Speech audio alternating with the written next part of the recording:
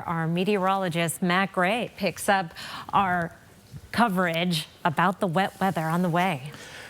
And boy, we have had a considerable amount of wet weather over the last week with more to come. The last 3 days at Lookout Pass, between 14 and 30 inches of snow. And yes, if you haven't heard yet, Lookout Pass is opening on Friday. It is early November, so we are seeing some pretty extraordinary snow very early here in the ski and snowboard season. And take a look at here. This is a capture from earlier today of Lookout Pass. I mean, this looks like the middle of winter. Now, I know perhaps the plants and the rocks underneath are very much closer than they usually are, but still, it looks like the middle of winter up there.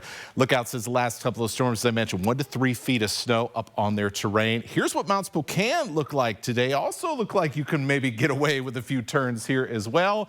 And Schweitzer right behind them here. Definitely could see some trees poking out, but overall, a good amount of snow. They were reporting 2 feet today with yellow tamaracks with your skiing with those turns on the slopes. And another storm is on the way for this weekend, as Chris has shown you through this program.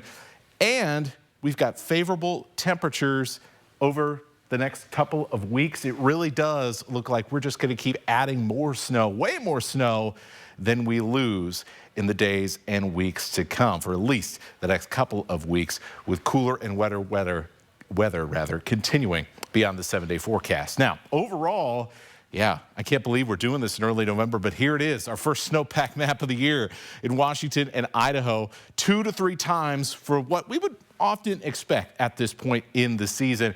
This is pretty similar to 2 years ago. We got off to a very similar start. That turned out to be a great ski year in the mountains.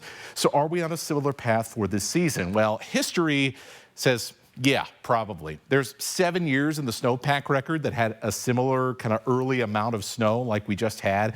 Out of those 7, 5 of them had normal or above normal snowpack, and the other 2, well, those were in El Nino winters, which historically, as many of you know, suppresses snow in the Pacific Northwest. We, however, this year remain on track for La Nina in the East Pacific, and that raises the odds of cooler and wetter weather this weekend. So we know many of you anticipating those La Nina winter conditions, and it looks like we are getting things started pretty early this year.